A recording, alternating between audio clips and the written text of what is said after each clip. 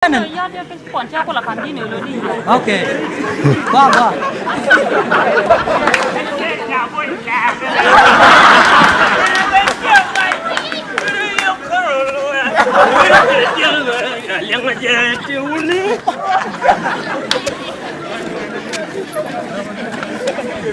Kamu itu nih masih ke konjiterin. Kamu cari nama?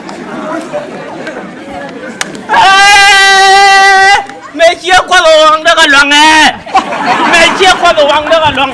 Kamu cari nama? Jemis kamar. Dia dor semua camar ni bo. Udah dia dorong udah kan. Orang. Kamu cari jin John. Ah John lah.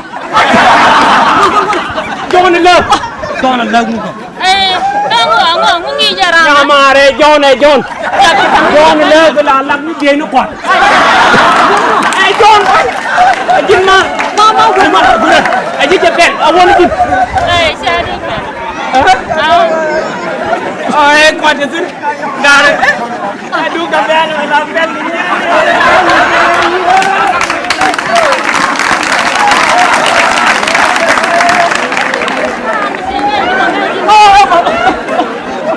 Yang orang kue jalan je kan dah. Orang salah nampak dia cuma dia ni. Dia ke lamu. Bây giờ yang orang kue jalan je, cara aku lain itu. Bây giờ dah nak ikon aja. Ada cuma. Jangan ni. Mana nak? Pada aku je. Rami je yang. Lala ni oh makan tu. Yang orang. Asam betul. Dah si nong ni long yang orang. Wah, macam mu tu piam juga untuk siapa? Macam ada ni tu ada cara bercuka. Dia kena warna apa? Kalau kasi nak apa? Wah, jalan je ni. Campur loh. Jalan jam dia ro. Macam mana gua lah? Tu anu lu nanti. Mutu apa? Saya mesti rekam orang. Kamu Lah dan. Boleh pernah cuba ke dia ni ku gornya ke. Mana kan? Tu mau ke mana mana? ya betul Beja semua. Ana bien. Mana? Mana? Kamu mutu apa? Ini ni.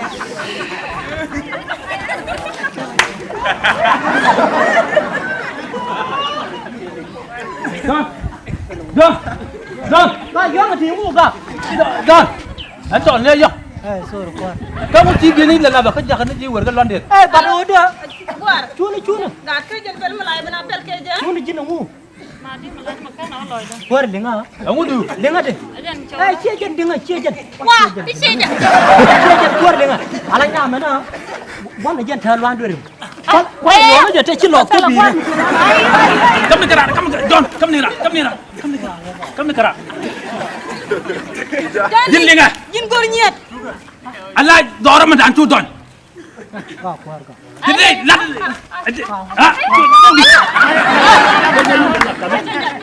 Kamu pelak gini. Cuna dengar. Jangan. Kalau lu guna ramcik benjel ke sini, dia cukup orang itu je.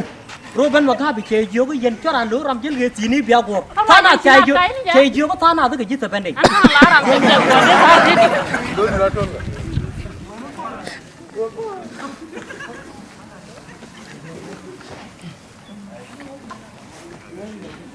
Kuar. Kan enggak celu. Jibin. Wurah. Kuar. Jen. Baik jual polis le. Chưa chọn cả. Chưa chọn kuar bây giờ. Chưa chọn. Buat tu ben di tal. Dah jong dah ni jen cari aku. Kita lepas chưa jong bukan apa mu kamu pak. Kok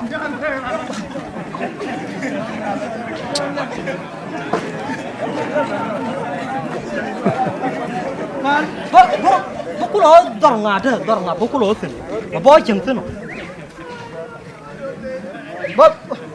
Ada ini.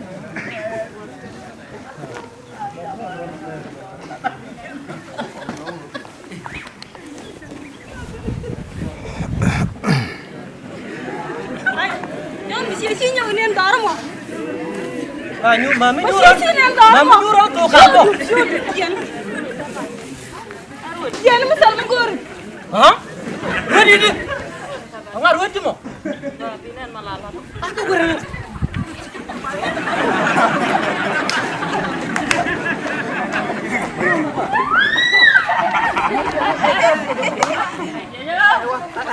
Nanti bukan juga.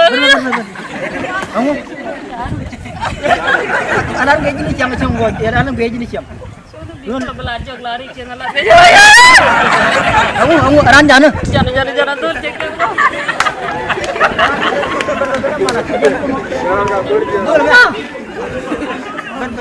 Kamu bayan bukur ka? Alat em jual bawa cetak. Kamu masih balmo. Apa aja. Ada aja utu ciru lah ramu. Wah, jin. Jin lengo. Ala biana ka ti biana jere. Umur gua ma guje de ko. Uji ya na mu da ko. Na mu gwa lu ta pin wara ka zaru. Ala na jin medan.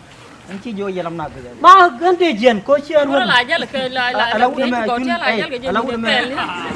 Cakar jin ni ko ndam. Ala jalan nu wa. Majin. Bero. Majin wa. Lengo. Halo jin lengo. Ala yin lengo.